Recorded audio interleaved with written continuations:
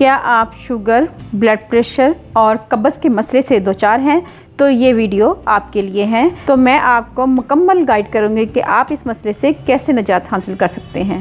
बिस्मिल्लाहिर्रहमानिर्रहीम, अस्सलामुअलैकुम। आज मैं बनाने जा रही हूँ अमरूद की ज़बरदस्त किस्म की चटनी, जिसको बनाना बेहद आसान है और बहुत ही मुफीद चटनी है। ये आपने लाजमी ये बनानी है। सबसे पहले हम अमरूद लेंगे और इसका छिलका ये पीछे से और आगे से काट लेंगे। ठीक है व्यूअर्स, कोशिश हमने ये करनी है कि इसके बीज भी साथ ही रिमूव कर दें। तो मैंने ये लिया है व्यूअर्स, आप देख सकते हैं ये बीज वाला पार्ट अलग हो गया है। मज़ीद अभी इसमें किसी में बीज हैं तो वो भी हम रिमूव कर लेंगे, क्योंकि हमने इसमें बीज ऐड नहीं करने। इसी तरह दूसरा अमरूद भी कर लेते हैं।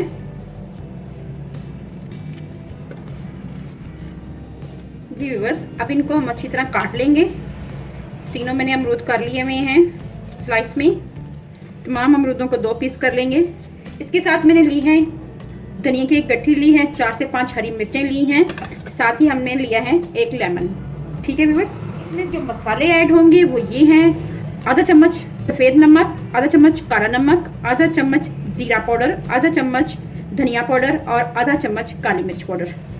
इसमें लाल मिर्च नहीं जाएगी, इसका फ्लेवर बहुत ही अच्छा और लाजवाब आता है। आप जब एक दफ़ा बनाएंगे तो आप हमेशा बनाना शुरू कर देंगे। अमरूद का फ़ायदा ये है कि ये अमरूद जो है, हमारा ब्लड प्रेशर अगर हाई होता है तो इसका आखिरी इलाज यही चटनी है। हमला ख़वातीन के लिए भी अमरूद बहुत ही अच्छा है, और जिन लोगों को कब्ज़ है वो भी इस चटनी को खाएं तो उनको कब्ज़ नहीं होगी। जिन लोगों को बवासीर है वो भी इस चटनी का इस्तेमाल कर सकते हैं। अमरूद शुगर के मरीज़ों के लिए बेहतरीन फल है।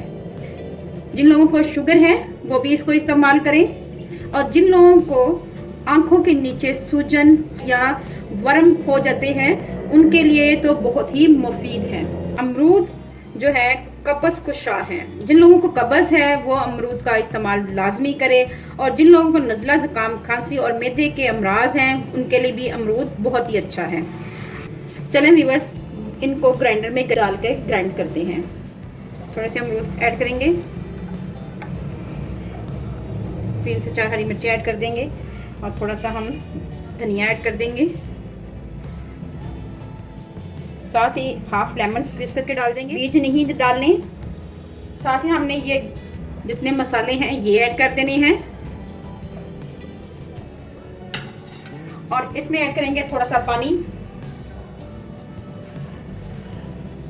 और इसको मिक्स करेंगे। आप देख सकते हैं चटनी हमारी कितनी अच्छा पेस्ट ये हमारा तैयार हो चुका है। अब हम इसको निकालेंगे।